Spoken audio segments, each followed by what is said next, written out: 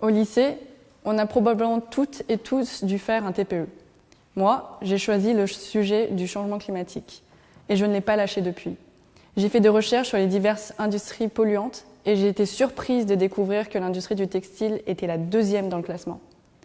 Mais alors, je voyais ma sœur rentrer tous les soirs avec des sacs de vêtements remplis, achetés à H&M, Zara, Mango, enfin, il n'y a pas besoin de toutes les citer, on les connaît déjà. Et elle n'était pas la seule à consommer comme ça. J'ai alors pris conscience qu'il y avait un réel problème, car il n'y avait pas de changement dans les comportements de consommation malgré des faits et chiffres qui ont véritablement marqué l'opinion publique. À commencer par l'effondrement du Rana Plaza, il y a 5 ans au Bangladesh, qui a poussé des consommateurs à demander de meilleures conditions de travail pour les employés du textile. Mais il y a aussi le fait qu'il faille plus de 10 000 litres d'eau et l'équivalent d'un sac à patates d'engrais chimiques pour un simple jean en coton. Un seul. J'ai alors compris que cette absence de changement de comportement était le résultat d'un formatage des entreprises de la fast fashion et de leur stratégie marketing. Elles produisent énormément de vêtements à un rythme effréné et elles nous font croire que l'on a besoin de toujours plus pour que l'on consomme toujours plus.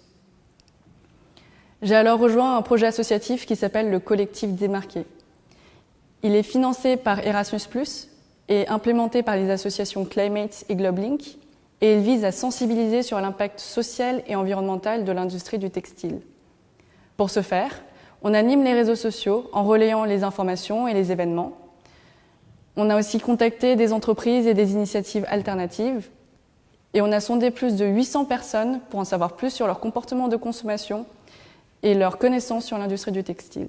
Mais on aimerait aller bien au-delà de nos écrans et aller à la rencontre des gens pour en savoir plus sur leurs questionnements, leurs positions, leur comportement de consommation, leurs connaissances sur l'industrie du textile et pour connaître leurs besoins pour devenir de véritables acteurs de leur consommation. On a prévu un premier moment d'échange dans l'espace public cet été, mais on aimerait aller bien au-delà de cela et concevoir un plan d'action efficace pour réveiller les consciences et faire connaître les alternatives en France.